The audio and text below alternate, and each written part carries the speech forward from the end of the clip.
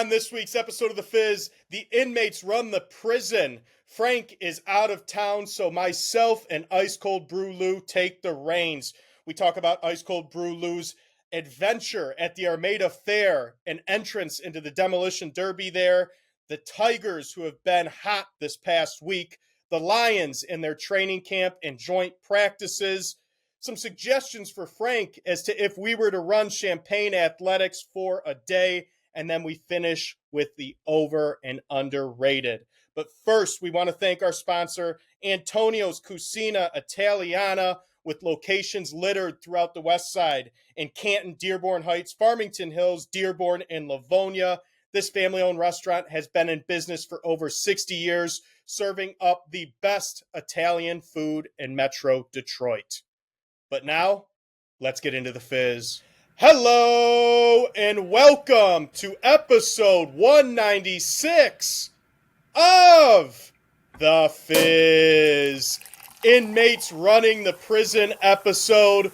We are the main men. We're here with the main men. I'm here today, Channy Football, taking Frank's seat, and I'm here with our main guy, Ice Cold Brew Lou. How we doing, Lou? Resident D-Gen checking in. It's good to be here, baby. Frank, enjoy the banks. Enjoy the outerest of the banks. But we got it covered here, big dog. Don't you worry about a thing. Yeah, I seen him on Instagram. He's like reading books and like drinking like high pH water, like trying to get in full-on dad mode, Outer Banks. Looks like the guy's just totally checked out. I mean, this is an opportunity for us. Inmates run the prison, take over the prison, and kick out the warden. I agree, Chandler. He sent us a picture in another group chat of him at like a coffee shop at 8 o'clock in the morning, like on the coast, like sipping a fucking little small drink, some would say. So yeah, you know, what did he have? Did he have like the frothy design? Yeah, it was some like macchiato Americano with a little double shot at the end. Yeah, double shot. Hold the chai tea. Yep. Yeah. You know how he is. We know the drill. Yes, we know the drill. So, as you can tell, just me and Ice Cold Brew Lou today. Might be the first time in Fizz history, almost 200 episodes in, that we don't have Frank, but we'll do our best to fill the void and provide another week of entertainment for all you listeners. So first, as customary, Lou, what's new from the weekend? From the weekend, nothing crazy, honestly, to report for the weekend. I'm trying to think back. I didn't really do too much this past weekend, but I did have a pretty good event. I have a fucking all-world week this week, to be honest with you, if I want to just start there. Go ahead. It began with Monday night playoff golf. Not the results I wanted by any means. Probably played actually my worst round I've ever played in the league on Monday. So yeah, you were terrible. Got knocked out of the playoffs in the quarterfinals, which was disappointing, especially losing to the person that I did lose to. I won't give him any credit by mentioning his name because he's a scumbag. But props to him for winning, and I pretty much gave it to him. He didn't win. He didn't take it. I gave it to him. So let that be known first and foremost. And then yesterday actually had a bucket list item of mine that I never even thought was a bucket list item until it happened, but entered the Demolition Derby at the Armada Fair. So that was awesome. I'll run that down real quick, but want to get through the rest of my week. Tomorrow, Channy, we got an outing together with two other buddies at Cherry Creek, supporting my Aunt Sandy, who I love, passed away in 2022 of pancreatic cancer. I know that's a terrible one that a lot of folks out there deal with. So there is a website to donate to. If you're interested, reach out. We'd be happy to connect you. But I know that disease affects a lot of families and friends out there. So looking forward to being a part of that event, first annual. So that'll be a lot of fun. And then after the outing, I'm going to Shane Gillis at LCA for a buddy's birthday party in a suite. So we got the Ritz-Carlton red carpet rollout for that. And then on Saturday, playing Oakland Hills South course. Wow. Cousin snuck me out there. So fucking all-world summer week right here. I'm pretty jacked up about it. All right, lot to unfold here. So before we get into the meat and potatoes, the Armada Fair, the Demo Derby experience, any 3-card money at Shane Gillis tomorrow? Hey, I'm bringing cash. I'll tell you that. I will have cash on hand. If the felt is out, the money's out. The rubber bands are being snapped, big boy.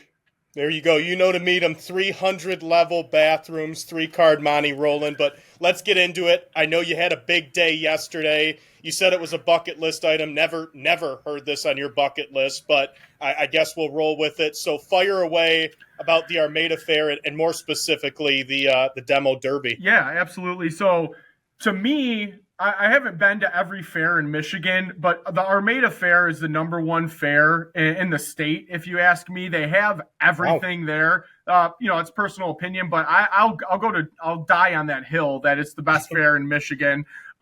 They have the best carny rides. They have the best games. They have 7 to 10 barns filled with all different types of animals, from babies to auction to show horses to you name it. And then every single day of the week, they do a different event, whether it's monster trucks, it's rodeo, it's tractor pull, it's figure eight, it's demolition derby. So just a lot, pretty cool. Not many fairs that are a week long, most of them a long weekend, if anything. So for them to put this on for, I have no idea how long it has to be, for a fucking eternity. It Full feels week. like, I'm saying how long it's been going on for. Oh, yeah. So we got to enter the Demolition Derby yesterday. It was last night, actually. Pretty cool. Pretty fucking cool. Never realized how much actually goes into it. There is like a decent amount of rules with it, where you have to strip the whole inside of the car. Well, to rewind it a little bit, so the car that we had, we bought a $500 car off Facebook Marketplace. It was a Ford Escort on its last leg, obviously. So we ripped out the whole inside of it, tore out all the paneling. You have to move the battery from the hood of your car into like the front seat of your car. So when you do get smashed, it doesn't fuck up the battery or anything like that. So you can keep rolling. So there is some stuff inside the hood that you move. Some of the guys even move their gas tank to inside of the car to avoid that getting hit. Of course, standard derby procedure, duh. So, yeah, and then we put a couple steel bars on the inside to kind of barricade the doors, ripped the rest of it apart. We spray painted the whole thing, advertised Holiday Lighting Authority on it. I was a little bit bummed that my business partner, Mike, got to drive the vehicle. He did find the car, but we shook on it. So this next year coming up, I'm gonna be behind the wheel. It was a tough watch for me, Chandler. You know how I am. I was sitting out there in the pit watching Mike fucking smiling ear to ear, smashing these cars. And I was like, God, dude, I fucking wish I was doing that so bad. But it was an awesome time. It was a really cool experience. A lot of the people that we competed against were actually like really cool guys that would come over, because they have an inspector that goes around and checks each car to make sure that you have everything to qualify for the race.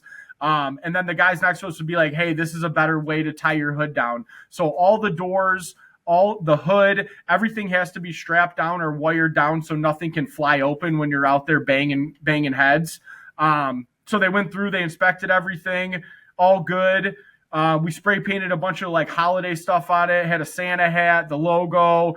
And then they just like, when they're starting the race, they have 5 different classes of the Demolition Derby. So the first class is the one that we were in. It's a front wheel drive car. It has to be. Yep. And then it just kind of gets bigger from there. I think the next class was vans.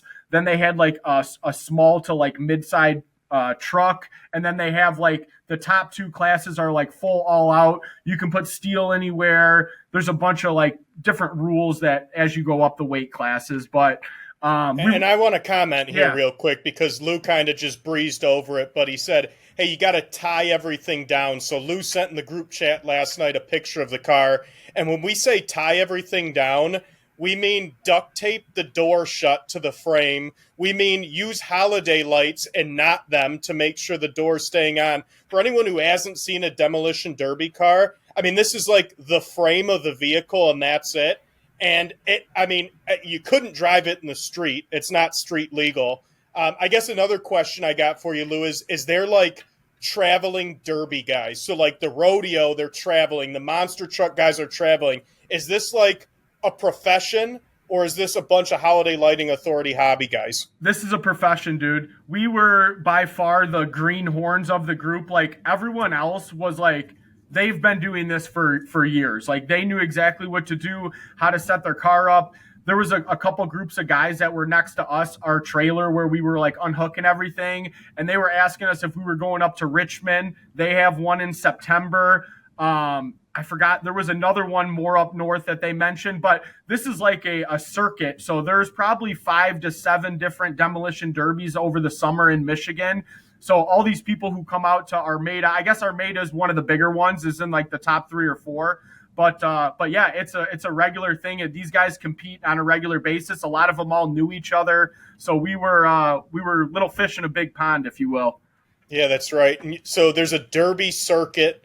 There's quote unquote derby guys that you have. What are the rules? Is it just literally like hit the car as much against other cars to where the other cars don't go anymore? Like, are there rules to the demo derby? Like, what's the point of a demo derby? Yeah, so how you win is obviously you want to be the last car standing. That's how you become the champion. There actually is a $2,000 prize to the winner of the demo derby too. We didn't know that till the day of. So they do have some rules in place. Some of the big ones are you can't hit the car on the driver's side door. So you can hit like the passenger side of the driver's side or like the hood up there, but you can't go like full tilt into the driver door, for obvious reasons, for safety reasons. That's fair. Another one is you had like, so the rims have these little like metal bullets on them. They're called like wheel weights, I want to say. So you had to remove all of those. I guess they had issues in the past where people would hit and these things would shoot out and it was literally like a bullet coming at you. So you couldn't do that.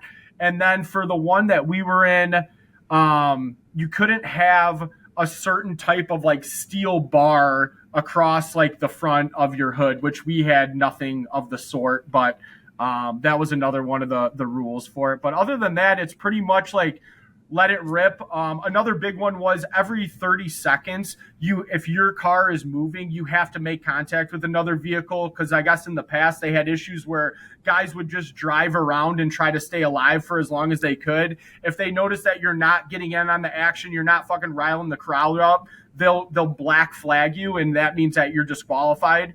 So if you get black flagged, you're out. A lot of issues with the cars when you're out there. So like the reason we lost is our transmission blew. So like the car was still running and everything. It was smoking, it was going, but like there was no gear shifting, nothing like that. So we were eliminated. So basically once your car just is unable to move and you can't physically drive it, then you're out. Seems black and white. Seems very fair. So demo derby, Holiday Lighting Authority didn't win, coming back for a second year, might be in a different tier. What about the fair as a whole? What'd you take down? I know you're a big carny food grease bucket guy. Go down the food menu list. What were you getting into? Yep. So Amber got her fix at the petting zoo with the farm animals, all that. So we got that out of the way. Busy. Keep them busy. You go over there, shoo. And then I was over by the concessions, of course. Started off with the chicken on a stick, one of the best, most like go-to items. The chicken is so fucking juicy. I don't know how they do it. It was amazing, the chicken on a stick. Amber ate about half of her corn dog. They had the double corn dogs too, so it was dual dog dipped. So those boys were about 1.5 feet. Took down, maybe a foot of it or so. One bite. Everyone knows the rules. That's right. Took down a foot. That's what I heard. And what else? Oh, I had a smoked turkey leg. Bro, this fucking turkey leg was like the size of like my fist from my elbow to like the fingertips, dude. This thing was fucking huge. I was picking it up. It was weighing me down I couldn't even, I'm biting it, ripping it off. There's fucking, Amber's getting her hair braided and there's turkey juice just spewing all over my face. The skin's like dangling down. She's looking at me. She's like, all right, like fucking get it under control here, guy. My God, dude. Have you ever ate before? Hair braiding. So what's that? What's that? Like she turned into Elsa? Yeah, basically, yeah. So they have all the stands there. They sell like permanent jewelry, hair braiding, fucking blankets, all that bullshit. So some lady Kettle corn. Yeah, and of course I go to the bathroom. I'm like, hey, I'll be right back. Like, just mosey around this area. By the time I come back, she's sitting in a chair getting her hair braided. I'm like, what the fuck happened?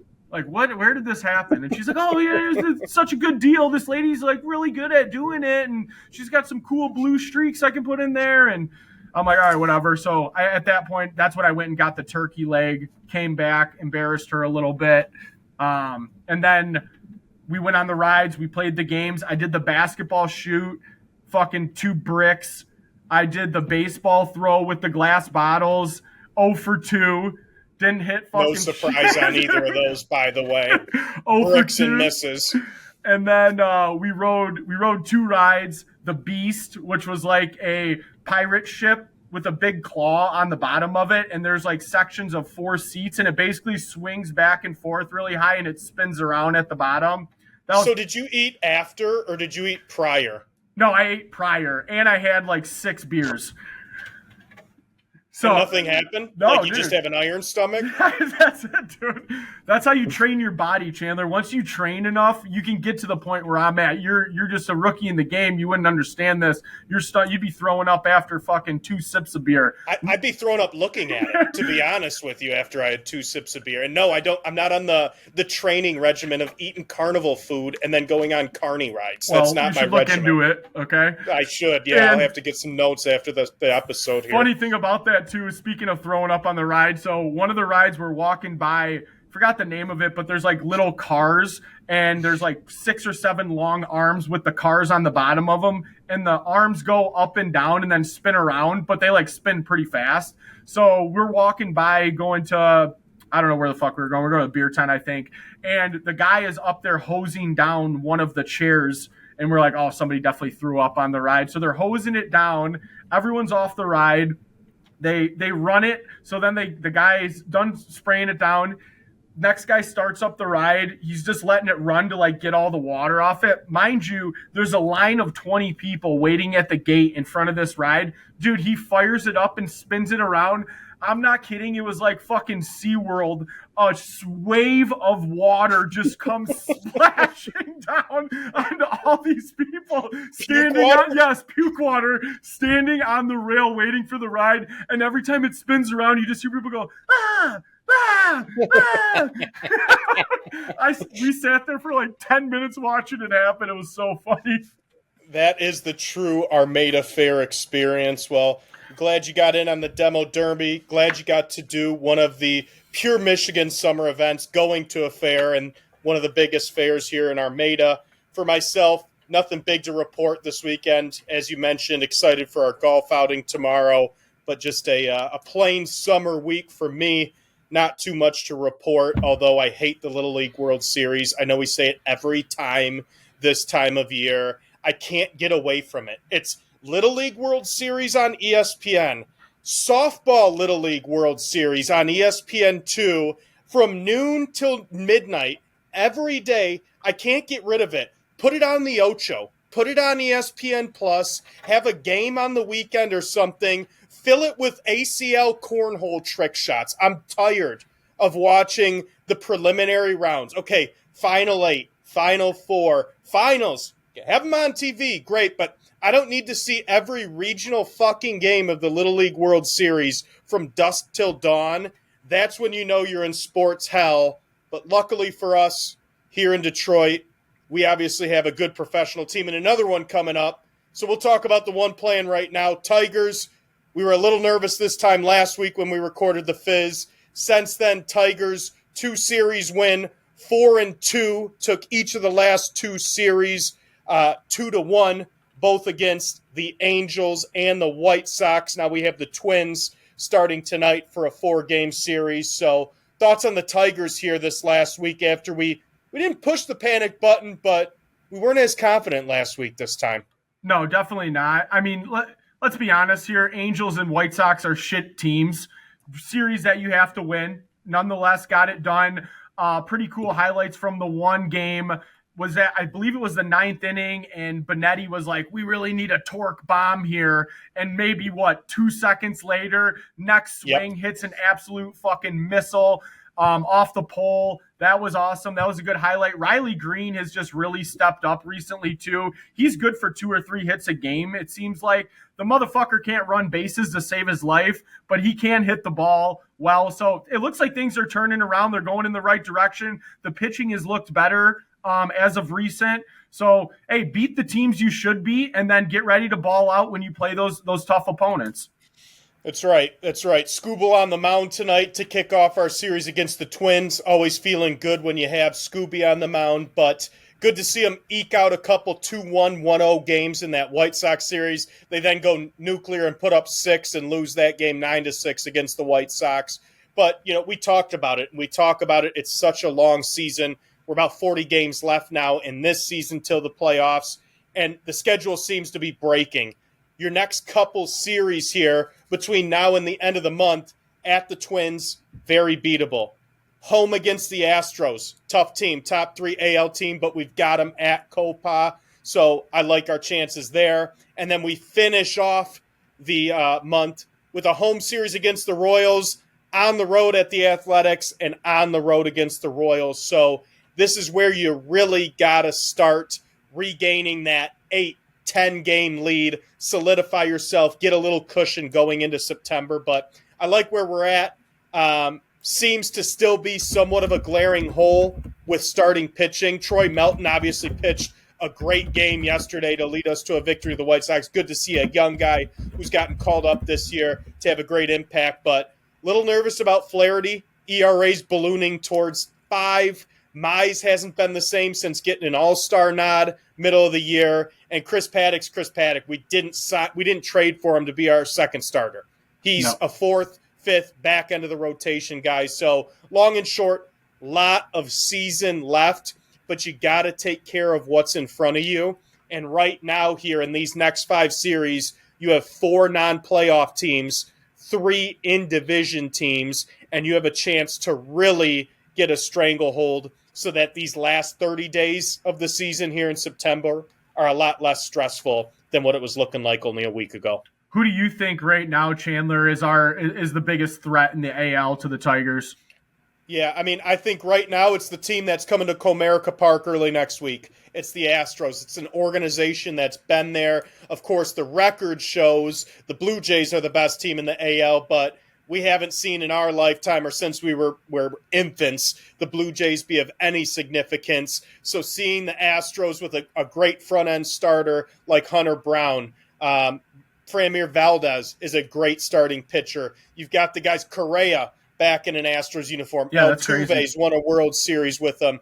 You've got a winning culture there and a team that's been there. And the team that we knocked out last year, I'm sure they have a little bit of a target on us and probably want to see us again in October this year. So right now my focus is on the Astros for a singular team, but there's a lot of season left. Toronto's playing the best. They're the second best team in the MLB, the best team in the AL. So they're the team we're chasing right now. But if you look for how bad we've been the last 30 days, and then you look at the standings outside of the Brewers, who've won 12 straight and are the best team in baseball now by 6 games. Outside of that, Tigers are a half game back of the second place team. That's the Toronto Blue Jays. So we're still right in the thick of it. We're a top 5 team still through all the struggles and low points we've seen the last couple weeks.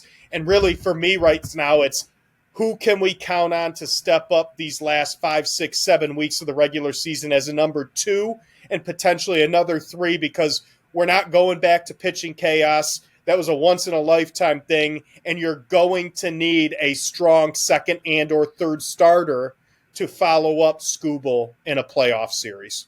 Yep. Nope. So, all right.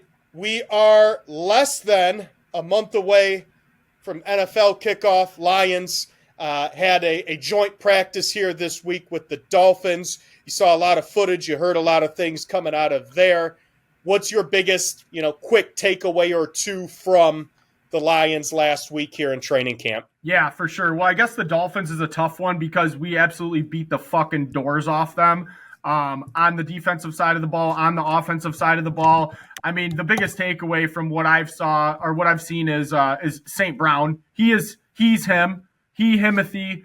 That guy is an absolute killer. And props to fucking Jared Goff. Some of those catches that he was making were unbelievable catches, but they were in the absolute money spot every single time.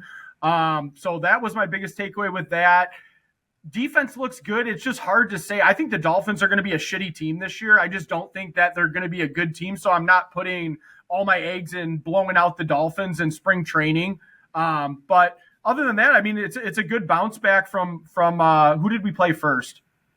We played first game Chargers. We did the Chargers in the Hall of Fame game, and then we obviously played the Falcons last Friday, where big story out of that game was the health of Mo Norris. Obviously, scary hit late in the game. They end up basically canceling the game. Not basically. They did cancel the rest of the preseason game. Scary moment. Glad to hear and see that he's doing much better. I don't know what his football future holds, but to see as a human, for him to be recovering what seems to be pretty well only a week after such a scary hit is great to hear. And shout out to Dan Campbell, Raheem Morris from the Falcons, both teams and organizations for doing the right thing, especially in a preseason game. That means nothing at the end of the day to run out the clock and put the priority first on Mo Norris and the health and safety of the players who probably weren't in any condition to play and continue that game was great to see. And for me, you touched on it, Lou. What I've been hearing a lot at training camp is Jared Goff, how sharp he looks, where his ball placement and accuracy has been, how he's picking up on Johnny Morton's offense. I'm loving to hear that out of Jared Goff because the last version we saw of Jared Goff, although great as a whole in the 2024 season, our lasting image of him in the Commanders game was a Jared Goff that played one of his worst games of the year with many mistakes. I think it's one of those things where he knows that, where he probably stewed on that all offseason. And I'm beginning to think, and we all talked about it here, the schedule being tough, the two coordinators not coming back, turnover, offensive line a little shaky. I'm starting to think that this may work in the Lions' favor. Maybe they do work better when they have a chip on their shoulder, when they're not that top dog, when they don't have the pressure of being a one seed. I know Dan Campbell said something, to the media this week to the extent of, hey, the number one seed's not the end-all be-all. That's what we were shooting for last year. We don't care where we're going to play you this year. We care that we're going to beat your ass wherever it is.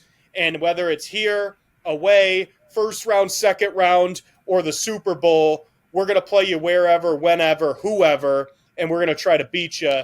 I like that mentality better. And you know what?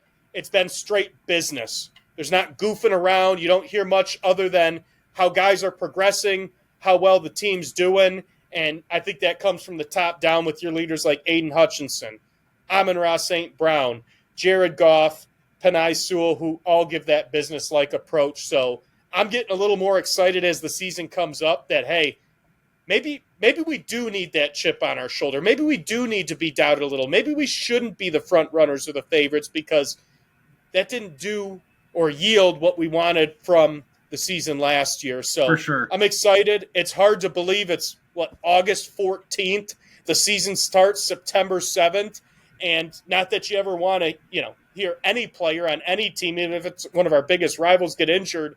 But to hear Jordan Love getting a thumb surgery and expected to play week 1, you got to think maybe a little shaky, maybe a little bit more of an edge now for the Lions going into week 1. And I know it's not his throwing thumb, but it's going to hurt. You take a snap under center, you're a quarterback, that left part of your thumb or on your left hand is going to take a lot of that pressure under center. So, again, we're not rooting for injuries, but at the same time, we ain't mad at it. We could catch a big break going into that week 1 matchup here in just 3 short weeks. I don't know about you. This is like my favorite time of year, calm before the storm. It's right around the corner, and the Little League World Series is so bad that it's the only thing on TV, but at the same time, you're going to be absolutely jam-packed in 30 to 45 days with great sports on TV all day, every day. No doubt. And going back to Jordan Love's thumb, I mean, I'm sure you have saw a few of the clips of Hutchinson. Man, his legs look great. His ankle looks great. He was getting around the line, not even being touched half the time. So He looks like he's healed up. He's ready to rock. That's going to be a nightmare for Jordan Love come week 1. I love that it's in Green Bay, too. I'm actually more excited that it's on the road than in Ford Field off the rip. I mean, that's a tone-setting game for the season. NFC North tone-setting game, because I saw some Bears clips. That team's fucking trash. I am not scared one bit of them. I saw some J.J. McCarthy tosses. That team is dead. The Vikings don't scare me in the slightest. It's us against Green Bay to take down the North, set the tone week 1. I mean, how else do you want it, you know? And on a bad note, though, I did see that Laporta looks like he's going to miss a couple weeks with an injury. So it's like, man, we just can't get away. I feel like every fucking week there's somebody that's going down. Nothing serious, not on the IR, but like we're losing people for a week or two here and there.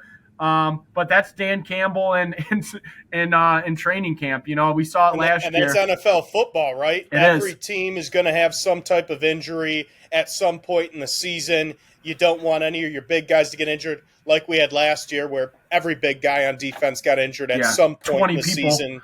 Right. But good to hear that it doesn't seem too severe. Seems like he's going to be ready for the regular season. And I'm excited for our season preview episode here in 2 to 3 weeks, whenever it may land. But football, NFL football, that means something within a month here. I can't be more excited and more excited to see how the Lions bounce back. And it's like the beginning of all the fantasy stuff, the daily fantasy starting up, or I'm sorry, the regular fantasy starting up. You got all these people on X telling you, take this guy sucks, draft him in the 3rd. And I always want to screenshot some of these so I can go back. I don't care enough to do it, but I always like going back and seeing what some of these dipshits out there are like. I saw a couple saying, don't take St. Brown late first round. Are you out of your fucking mind? I mean, it's just, it's insane, but I love it. It makes it fun. Good conversation. I'm ready for the NFL, dude. Best fucking thing there is. Best thing that we have. That's right. So let's get it going. Less than one short month away from Detroit Lions football. All right. Segment here, switching gears a little bit. We talked about it pre-episode. Obviously, this is the inmates running the prison episode. The warden, the leader, Frank, is out. So we thought, hey, let's have a little bit of fun. While our main guy's out, off air, and just say some things that, you know, we think we'd change if we were running Champaign for the day. So I know we talked about it. We had a couple ideas and, some lighthearted things that I think I'd change if I ran Champaign Athletics for the day and the Fizz for the day. So number one, I'm going to start, Lou, then I'll kick it over to you. Yeah. Turn down the damn heat in HQ. For anyone who doesn't know, Frank runs so cold, it's like he's living in a fucking senior home. The guy is pumping heat, whether it's the middle of the summer and we're pre-gaming for a Tigers game, a hot fall day before a tailgate. HQ is minimum 74 degrees every time I'm in there. I mean, poor producer Mike, the guy's fucking shirtless, glazed over like a Krispy Kreme donut every time he's sitting in there, sweating our balls off. If I ran Champaign for the day, the thermostat wouldn't go above 72, and it'd be some cool air pumping through HQ to where old Frankie would have to wrap up in a blankie because he was shivering. Yeah, that's a must for sure. The other thing I was thinking too, Chandler, is like, dude, how about when like you and I go down to the office, we walk in, where's our space? Like, where's my fucking desk? Where's my area to set up, get ready for the tailgate video, do the podcast? Where the fucking Outcast kids do we go in there? Producer Mike's got his little area. Interns are all set up upstairs. Frank's got 2 fucking 50-inch TVs, a laptop, fucking stereo system. It's like, dude, what do we have? You know, I'm lucky to get a fucking beer out of the fridge. Great point. That is a good point. We don't have a designated space. We usually sit at the bar, maybe, sit in one of the lounge chairs. I guess you could call the lounge chairs one of our spaces, yeah. I guess, Another thing I would change, get the remote situation working. I understand there's like 2 TVs and how we have it set up for anyone who hasn't been to Champaign HQ.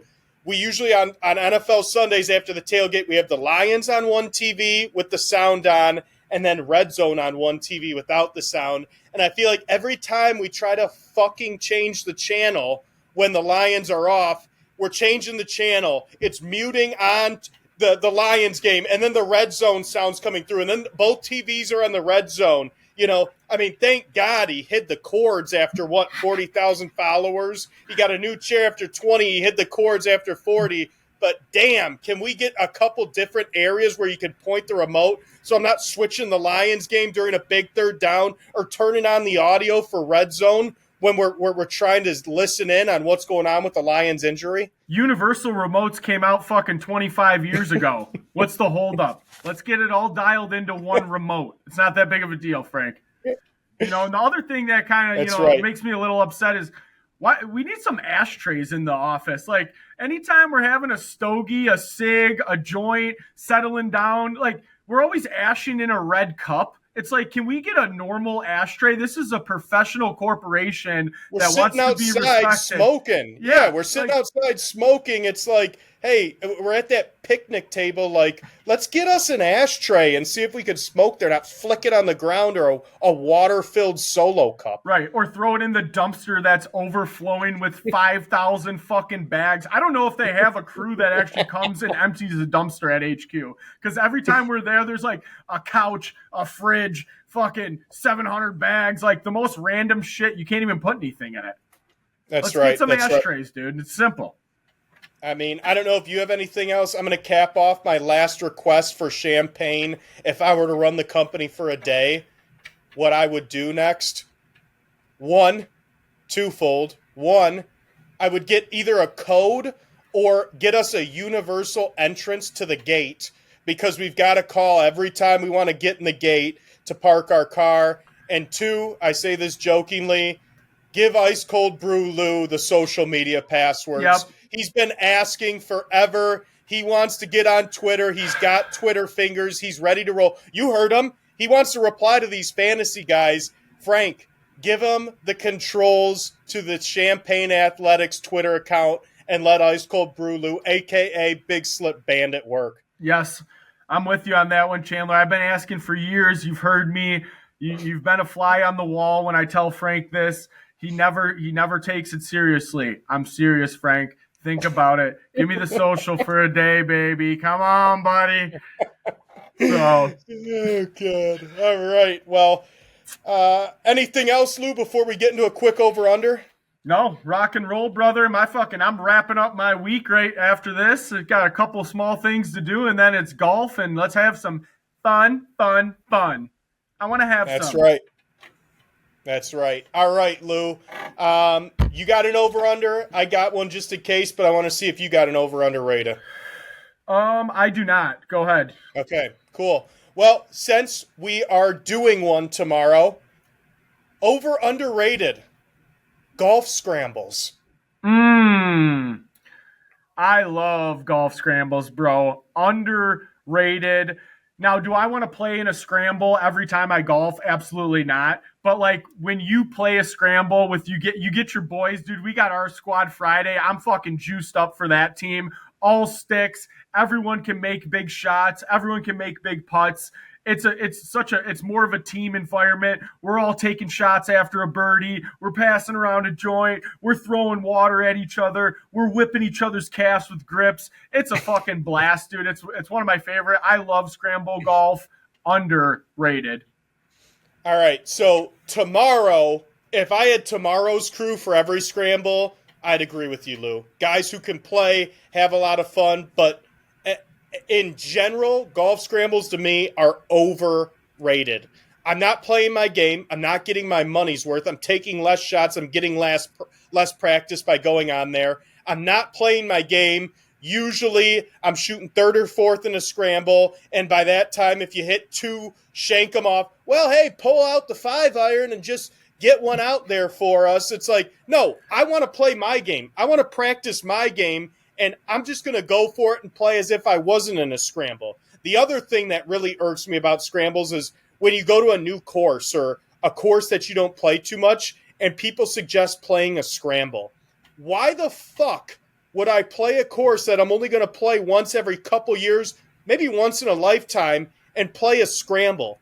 I want a measuring stick as to how I'm playing most of the times I'm out there. And thus, I want to play my own ball. I want to get better. I want to see if I play good, mediocre, or bad that day. So for me, at this point in my life, scrambles are overrated, although I'm very excited. If we had the crew, 4 great golfers like we have tomorrow, I do a scramble all the time with that because it's interchangeable at that point in time. So, cool. Love it.